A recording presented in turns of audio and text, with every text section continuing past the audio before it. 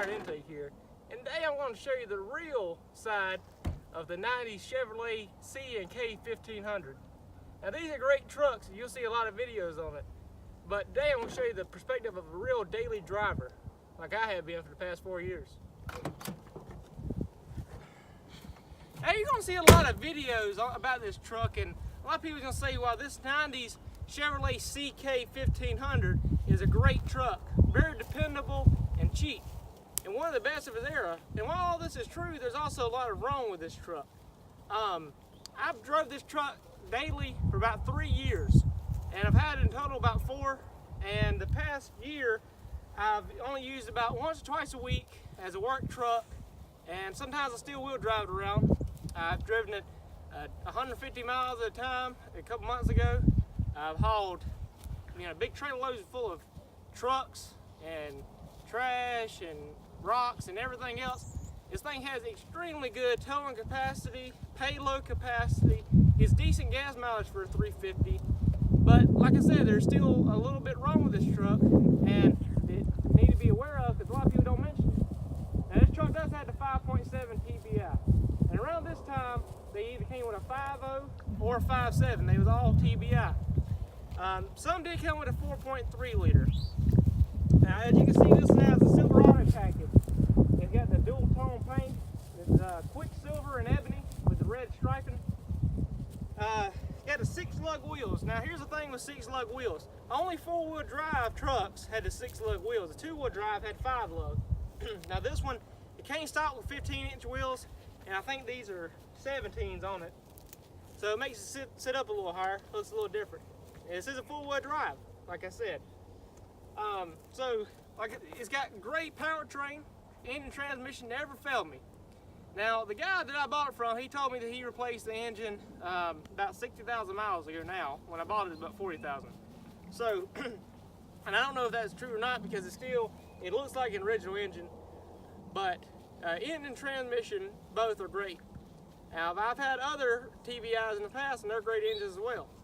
Now, they get good gas mileage and still give you a lot of good power and torque. Now, while the powertrain is good, they also cheat down on stuff like the body, the paint, and the interior.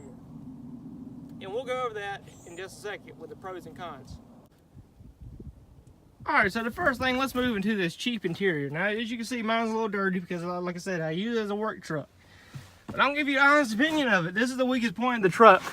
So, if you're looking for style, this probably ain't it. Now, this truck, it is a 93.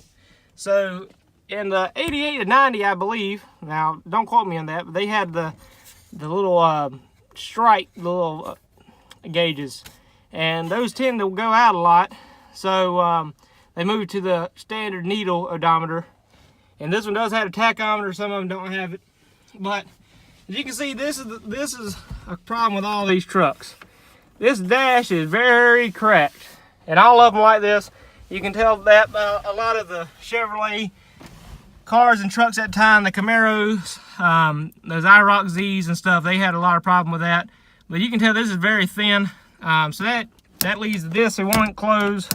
I put some JB weld and it held it for a while, but it broke over time, so I can't really close this.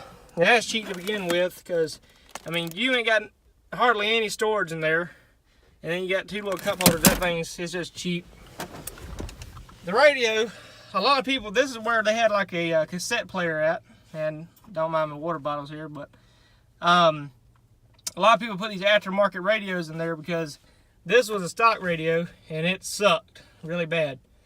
Because you got to hold down for the volume and all this, and it's just kind of stupid. And as you can see, I got a little problem with my ignition here. But this is the way the little interface is here. It'd be the same for the radio. So you got to hold down for hot, go back for cold, and then you got up, down, and then you can kind of adjust it, but it takes a while to go over. This is an AC truck and everything, so like I said, this is the weak point of it. So let's move to the headliner. As you can see with the headliner, I've ripped mine out. I didn't have it stuck up but it just kept falling down. I got tired of thumbtacks falling on my head, so I just ripped it out. This is pretty cheap, and I can't say much about the seat because the seat is good for me, but I have seen a lot of people, their seat tends to tear. As you can see, mine's a little wore here, but it also is 25 years old, so I can't really complain. A problem I'm having is with this light, this switch here. Watch, every time I turn it off, it starts smoking. That could be just because it's old. But here's another problem. This door here, it tends to fall off a lot. And a lot of people have to screw theirs up in, so that's one thing you're gonna have to deal with.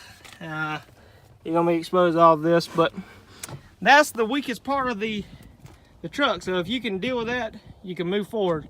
And if you're looking for a work truck, I guess that, you know, it really won't bother you. But let's move into the powertrain. What I believe is one of the strongest points of this vehicle and the vehicles of its time was the powertrain here. This is a 5.7 liter TBI engine, bone stock as far as I know. The only thing I've had to do a lot under this engine, I'm not gonna lie. I've replaced the alternator, every single hose and sensor you see in here has been replaced. I've done the radiator. I've done all these lines. These had to be custom made. There's a machine shop here. They did it. All these are Goodyear. That's for the power steering. Had to get a new power steering box. Mainly all this has been done. This is the second AC compressor has been in, and this one's bad too. So, but the engine itself is good. The engine itself, it runs strong. I never had no problems with it. Sure, I've had to do things to it, but I've never had any problems. And it's got I think it is the original engine, even though the guy says that he put another one in. I think it still is because it's original. It says it all GM matching to this truck. So you're looking at 190,000 miles on it. Now go down here to the transmission.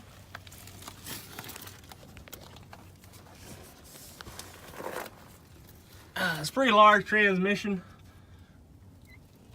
And this is a 4L60E.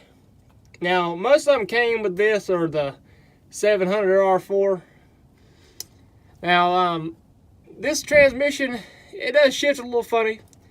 But I've rode in other trucks and they do shift all the same. Kind of hard sometimes, but you know, it gets you where you need to go. This one doesn't leak a bit. Really had no engine with it. No problems with it.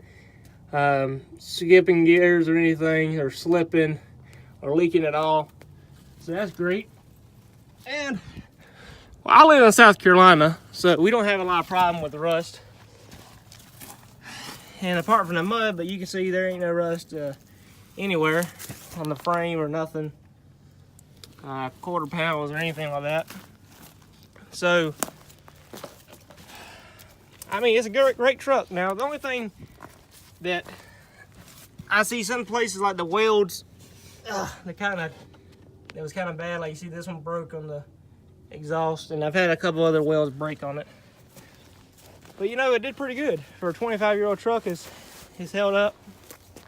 Now, you can see this one's been beat bad, hit here, all over the place, and it stood up pretty well. But with that, we're going to move into another part of the cheapest part of the truck. Aside from the interior, the paint was really cheap in this truck, and this one's been repainted. That's why it looks so good. But let me move to the door where it has been repainted, and you can kind of see the problem. With these trucks, and I've seen a million of them, their paint always comes off up here. The door, the top, and the hood. Paint always fading, clear coat coming off. Now I want to show, here's a picture right here of my truck without the clear, with the paint coming off. Now it was primered, sanded down, everything. I got this repainted. It cost me about $500 for just the hood and the top. But you know, like I said, I really enjoy this truck. I mean, it runs good, runs strong.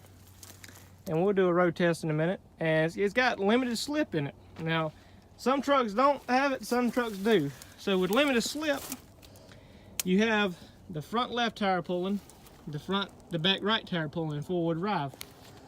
Well, when it notices that both tires are spinning, all 4 tires kick in.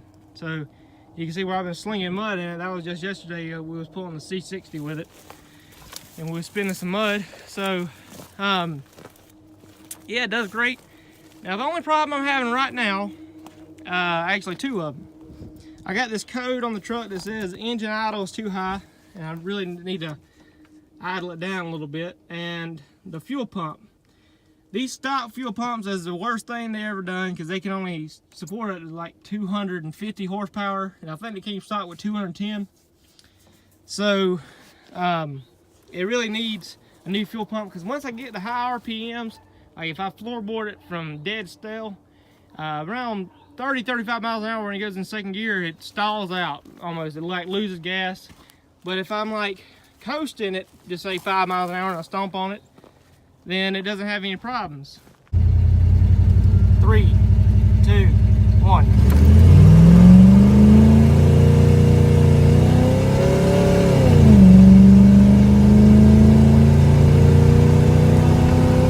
But yeah, I love this old truck. It runs good. You got to put a lot of work in these things if you want them to keep running good, because you know they're getting pretty old now. But I rode in Fords of the same era, and they can't really compete. Now GMCs are, you know, they're obviously about the same. They come from the same parent company, and again, you can kind of see with the doors, the paint. But now, I can't say, you know, much about these other trucks. I'm not sure how fast they are or nothing, but I have raced a few of them.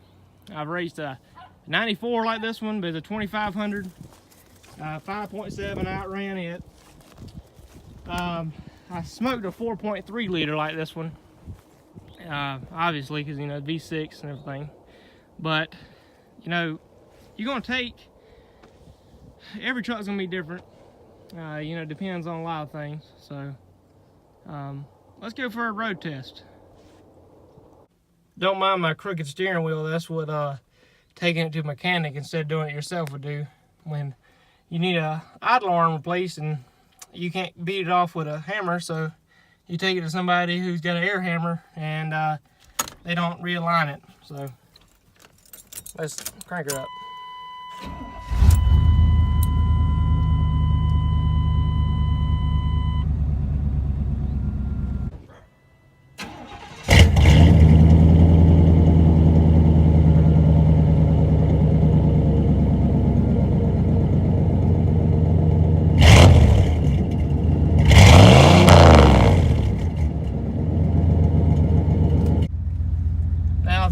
Watch me floorboard this thing. I'm sorry, but I'm going to have to disappoint you, because I don't want to waste my gas, because I ain't got much money. So I'm not wasting my gas, and I'm not putting no strain on my truck. And the only little floorboard I do is just when it's in park, just showing you what the muffler sounds like. Now I'll come up a bumpy driveway here, so talking about the muffler stuff, I had just a 1-in 2-out. Now I'm looking to get true duals on it, you know, sound a little better, put a little good muffler on it, and because I had the cat cut off. I cut it off myself, and I put some piping back in it, and I can't get it like really staying in there still, but it flows through there. But it's got one Flowmaster on it, Flowmaster 10. It sounded decent with the catalytic converter on. It sounds a little better with it off, obviously. And I have noticed a little pickup in power from the catalytic converter. And mine was, the only reason I cut mine off because it was completely burned out and my truck would barely run, because it was a stop slam up full of soot, and it would not like push, you know, the exhaust out, so it was running like crap. Like it would barely even shift gears or anything, because I guess it had so much exhaust built up and stuff, and you know, it overheated a lot. That's why I put so many thermostats in. I thought it was a thermostat problem, but it was just an exhaust problem because it couldn't force the gases out. It really didn't have nowhere to go. So it run around 220 degrees all the time, and I couldn't really drive it that far. And for about 6 months, I couldn't find out what it was. But after it started running real bad, I finally figured it out. I'm coming on a really bumpy driveway here. So. But like I said, you know, this thing, it runs good. Now I'm just gonna do a quick little drive up the road.